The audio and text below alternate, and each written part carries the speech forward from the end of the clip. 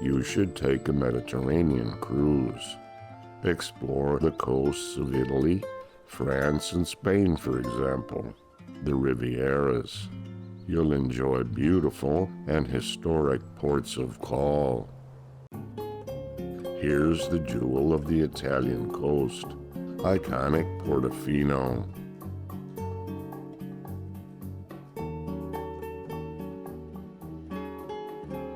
Its houses are painted in a gorgeous symphony of pastels.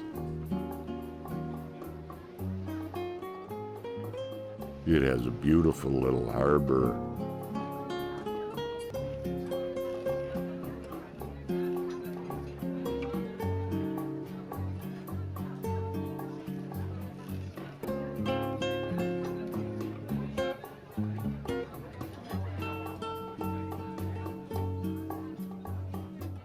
It's an ideal place to enjoy a lunch of Fritto Misto and local white wine.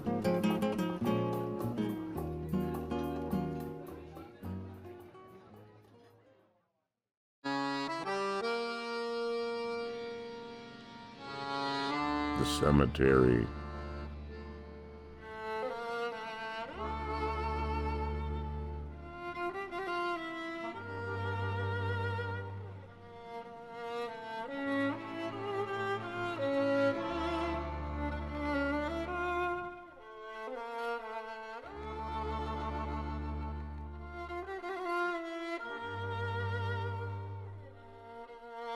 The Lorenzo Fresco family.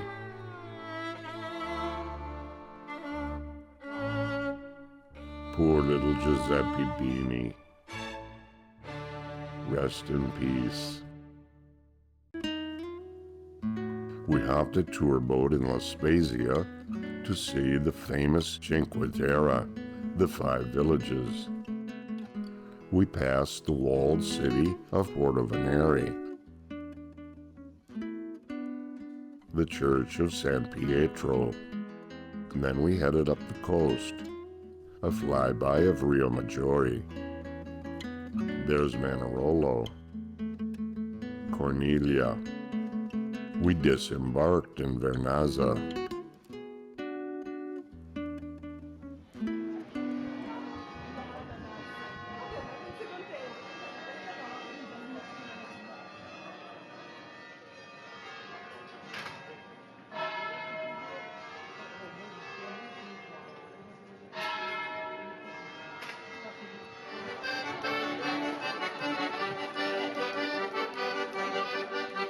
I love accordions.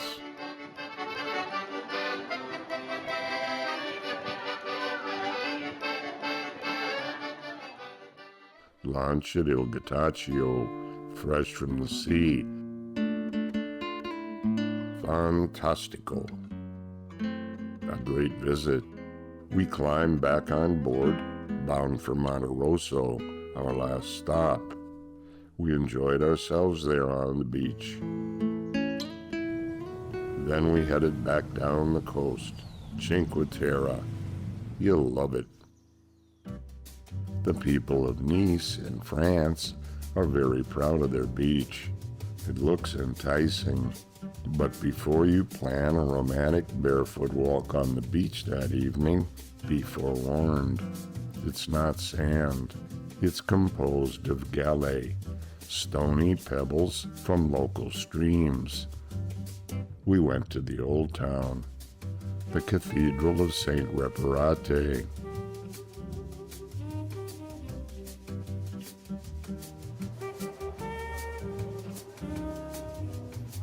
The Corsalea Market.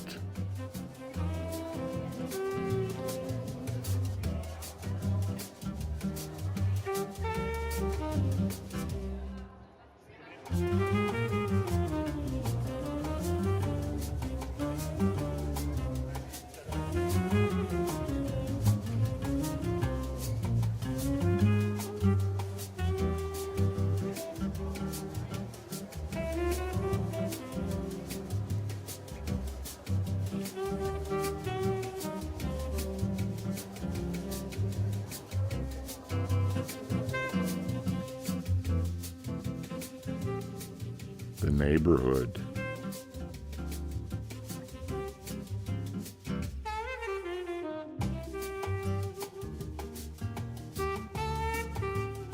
Beautiful Nice. Right up the coast in Antibes, we did an absinthe tasting. Hello everybody, you are here in our cellar. It's an old cellar from the 9th century. The arch is from the 9th century. And this is a Roman level before. You are here today to make a little degustation of absinthe. And absinthe is a typical Anis drink from the beginning of the last century. And a lot of artists like Van Gogh, Baudelaire, Verlaine, Toulouse-Lautrec drink absinthe. And they drink a lot of absinthe. They drink something like 3 liters of absinthe by day. It's a lot of alcohol because the absinthe is always between 68 and 76% of alcohol for the strongest one. So it's between 140 and 150 proof. So it's a lot. Who tasted absinthe before? Who knows what the absinthe is? Nobody? I recognize some of you who are here yesterday night.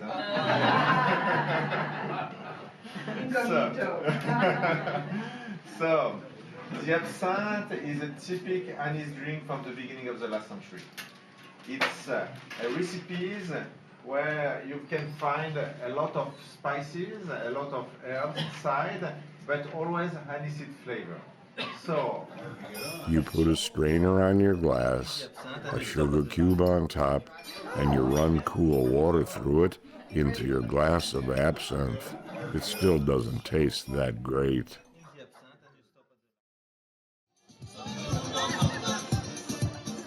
Back on board, you'll have big fun.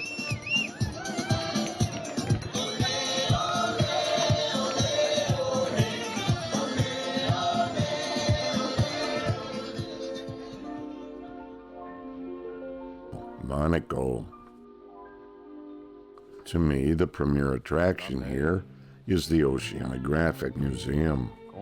Jacques Cousteau was the director here for 30 years.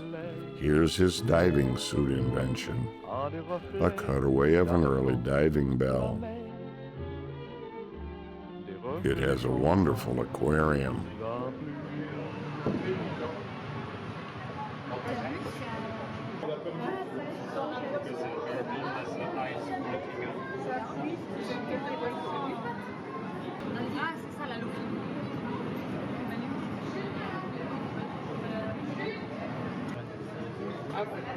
Avec mon grand-père, on y allait, tu lui mettais des coups de batte de baseball sur la tête.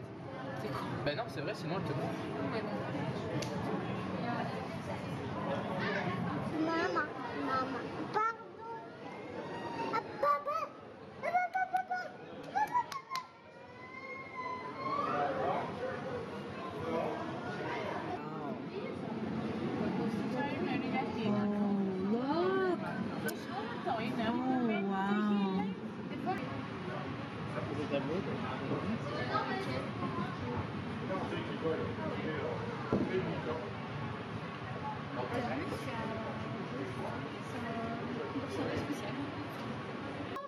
A school of Nemos.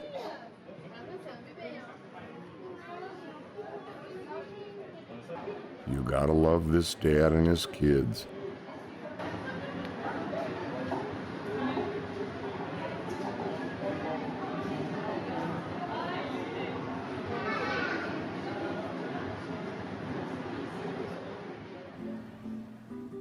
Out front, a fanciful fish art piece. Jacques' yellow submarine. The harbor. $1 million yachts are a dime a dozen. Beautiful little sailing boats.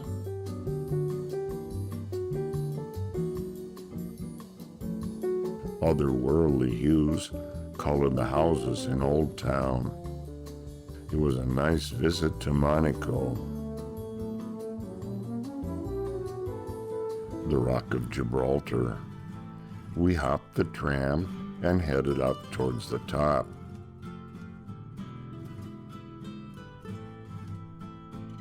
Africa came into view. It's only 7.5 miles away. At the top, it was fogged in, and we couldn't see a thing. The whole rock is laced with defensive tunnels.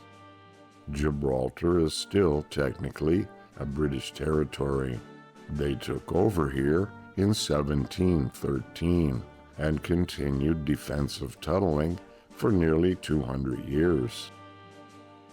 Because of its strategic location between seas and continents, control of the Straits of Gibraltar has been hotly contested for many centuries.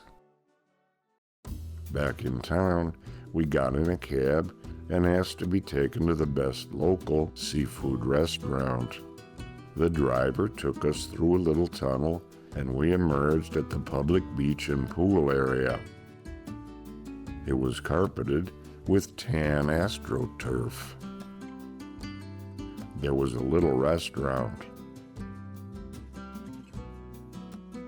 We had a nice meal of octopus, anchovies, and some delicious deep-fried white meat fish. The only real souvenir of Gibraltar that we brought home was a postcard we bought on top of the rock. The Spanish city of Cartagena was founded in the 3rd century BC by the Carthaginians. It has the best harbor on the east coast of Spain. Several beautiful old sailboats are docked there. This fisherman refused to tell me what he put in his secret fish bait. The city has its own Roman amphitheater from the 1st century BC. Hannibal had left here with his elephants to attack Rome back in 218 BC. Calle Mayor, the main street. We wandered around looking for a place to eat lunch. We settled on the little Tambalache restaurant, and it turned out to be a good choice. It was a friendly neighborhood place. Locals were coming in for an afternoon drink. The menu was short but sweet. I ordered seconds on the octopus. It was some of the best I ever had. We enjoyed our short visit there. A flamenco dancing gal came on board to warm us up for our visit to the Alhambra.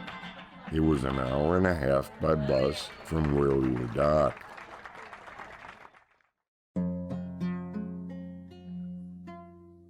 Begun in 1238, it's one of the most famous examples of Islamic architecture. It was a fortress and a palace. The gardens.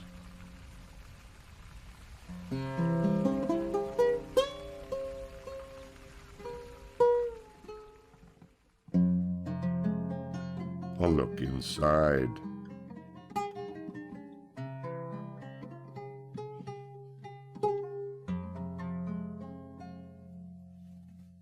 The Muslims were driven out in 1492. There's Granada in the distance.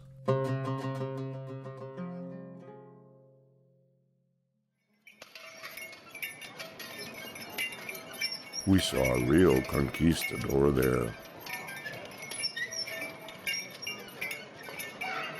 The iconic Alhambra. The island of Ibiza has had a reputation as party central for many years. Paris Hilton had a DJ residency here. It wasn't party time when we visited.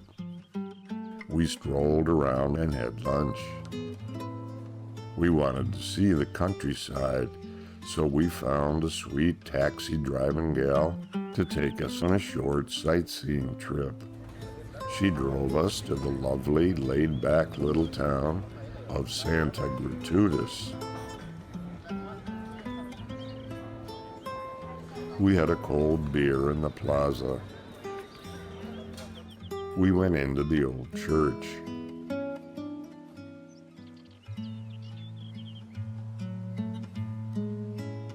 Then it was pedal to the metal back to town to catch the boat. Alameda Park in gorgeous Marbella on Spain's Costa del Sol.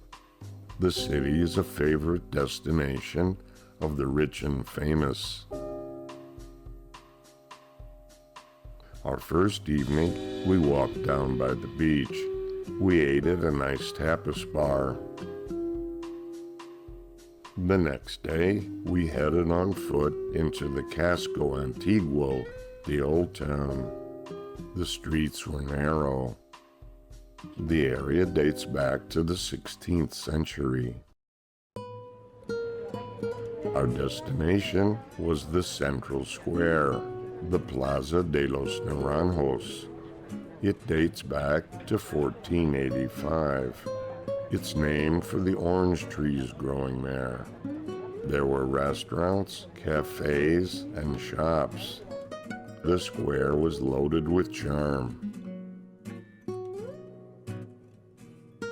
There was a simple little church, the Ermita de Santiago. We checked it out. Sitting down for lunch, I ordered 2 huge plates of Frito Misto. I can't believe I ate the whole thing. We heard that nearby there was a super hip little place we just had to visit. It didn't open until 10 p.m. That night we searched the darkened streets and finally found it. La Niña del Pisto. It was a tight little place, and it was packed with interesting people. The walls were covered with photos, some matadors, and other famous guests. After a short wait, we got a seat.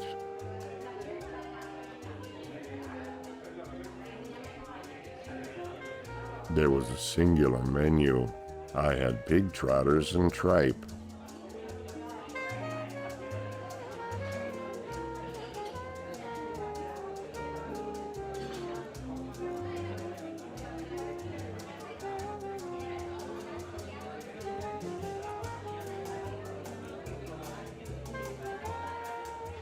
It was a cool and jumping location. The next evening was our last, so we took a taxi to a seaside restaurant on the edge of town. They had a wonderful selection of fresh fish.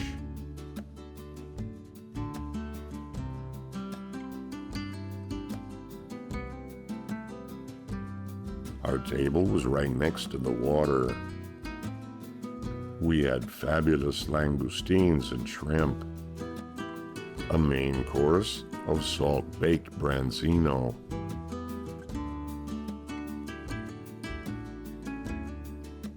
wine. Little waves lapped gently on the small beach below our table. The color of the water melded into the twilight sky. What a night! Marbella and the beautiful Mediterranean Sea.